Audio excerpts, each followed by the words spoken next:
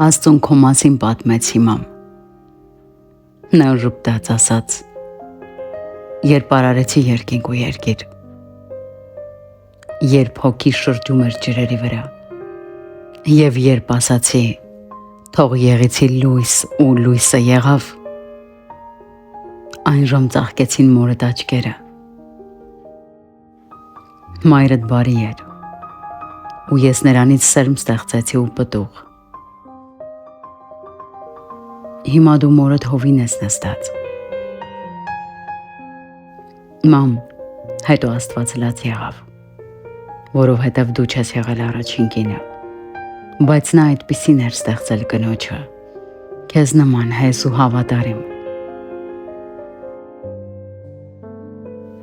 Հետո ձեռքը դրեց սրտից ու այնտեղ սուսամբարի փունջ բացվեց, ասաց. մայրդ է միակ սպեղանին։ Աչքիս երևացիր մամ, աղավնին ուսիդ էր թարել, ու մի փունջ ձիթենու ճյուղ էր մազերիդ գործած, սիրտդ բաց էր, ես ներս վազեցի, որ այնտեղ փառաբանեմ Աստծուն։ Դու այն եկեղեցին ես, որտեղ Աստվածն է ապրում, մամ։